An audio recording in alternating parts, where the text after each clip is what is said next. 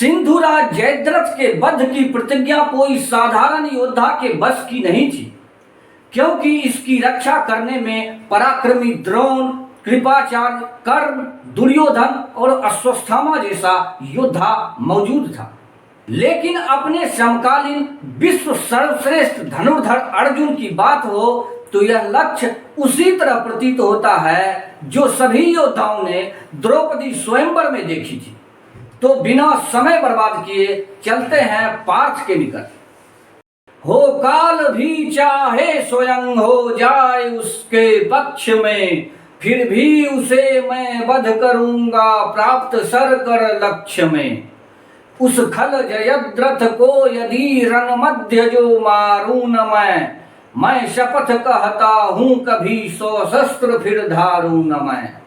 उस खल जयद्रथ को न केवल मृत्यु ही तो दंड है, पर मृत्यु से बढ़कर न कोई दंड और प्रचंड है।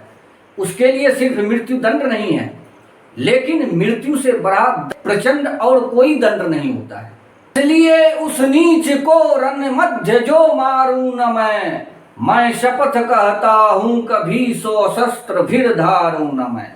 यदि मार कर मैं उसे यमलोक पहुंचाऊं न मैं, तो पुण्य गति को मैं कभी परलोक में पाऊं न मैं।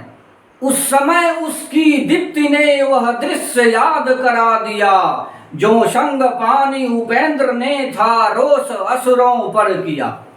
जिस तरह इंद्र असुरों पर विनाश बन के छा जाता है, आज पार्थ की दीप्ति देखकर ठीक उसी तरह लग रहा है।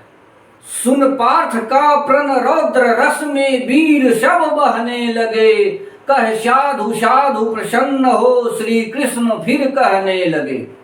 कृष्ण भगवान खुशी के मारे साधु साधु कहने लगे। यह भारती है वीर भारत योग्य है तुमको कहीं, निज वैरियों के विषय में कर्तव्य समुचित है यही। अपने बैरियों के विषय में तुमने जो प्रण करा किया है वही समुचित योग्य है। इसके अनंतर मुदित माधव कंभुरव करने लगे, प्रण के विषय में पांडवों का सोच सब हरने लगे। फिर पांचजन्य करस्त हो, पांचजन्य श्री कृष्ण के शंख को कहते हैं। फिर पांचजन्य करस्त हो मुख लग्न यो शोभित हुआ, कल हंस मानो कुंज वन में आ गया लोभित हुआ। फिर भीम अर्जुन आदि ने निज शंख रव करने लगे, पीछे उन्हीं के सैन्य में रणवाद मन हरने लगे। जैसे ही पांचजन की ध्वनि हुई, अर्जुन, भीम, नकुल, सहदेव और पीछे जितने हैं सभी शंख की नाद करने लगे। तब गूंज कर वह घोर रव सब ओर भरने लगा, मानो चराचर विश्व को ही नादमय करने लगा। इस तरह चारों ओर शंखमय की उद्घोषणा से करके श्रवण उस ध्वनि को कौरव बहुत संकित हुआ, नाना नवीन विचार उसके चित्त में अंकित हुआ। अर्थ प्रतिज्ञा भी उन्होंने दूत के द्वारा सुनी, जो दैत्य गण में जिष्णु जय जीमूत के द्वारा सुनी।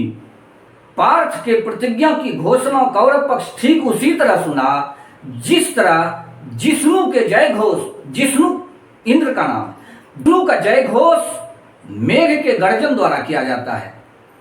ग्रीष्मांत में घननाद सुनकर भीष होता हंस ज्यों, व्याकुल हुआ यह बात सुनकर सिंधुराज नृशंस त्यों।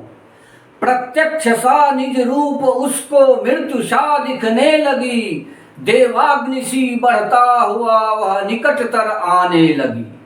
कर्तव्य मूढ़ समान वह चिताग्नि में जलने लगा, निज कृत्य बारंबार उसके चित्त में खलने लगा। अपने किए हुए कृत्य का पछतावा जयद्रथ को भली भांति होने लगा।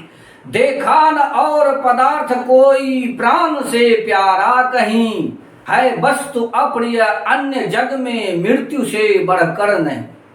अपने प्राण से प्यारा कोई वस्तु नहीं और अपनी मृत्यु से अप्रिय सत्य कुछ नहीं। संसार में आशा उसे कुछ भी न जीवन की रही, बस दिखने उसको लगी निज मृत्यु मैं सारी मही। जयद्रथ को पूरी मही मृत्युमय दिखने लगी। फिर सिंधुराज जयद्रथ दुर्योधन के पास जाता है। तब वह सुयोधन के निकट आया, फंसी भय जाल में, गति है न अन्य सुहज्जनों से भिन्न आफत काल में। कारण समझ कर भी उसे व्याकुल बिलोके जब वहां, पूछा सुयोधन ने स्वयं भय हेतु उसको तब वहां। सारी बातें दुर्योधन जानते हुए भी जयद्रथ के भय का कारण उसे पूछने लगा। होकर चकित सा थकित सा सर्वस्व से जाकर ठगा, भय से विकृत अप्राकृतिक स्वर से वचन कहने लगा। जयद्रथ सुयोधन से कहता है कि सूत के शोक में पार्थ ने जो प्रतिज्ञा करी है वह आपसे छिपी नहीं। जो प्रण किया है पार्थ ने सुत शोक के संताप से, है कुरुकुलोत्तम क्या अभी तक छिपा है आपसे। मारूं जयद्रथ को न कल मैं तो अनल में जल मरूं, की है यही उसने प्रतिज्ञा अब कहो मैं क्या करूं। कर्तव्य अपना इस समय होता न मुझको ज्ञात है, भय चिंता युक्त मेरा जल रहा शबगात है। मुझे भय के कारण मेरा अपना कर्तव्य का बोध नहीं हो पा रहा। मेरा पूरा शरीर भय के मारे जल रहा है। इसलिए मुझको अभय देकर स्वयं रक्षित कीजिए, या पार्थ प्रण करने विफल अन्यत्र जाने दीजिए। या तो आप मेरी रक्षा कीजिए या मुझे कहीं अन्यत्र जाने दीजिए।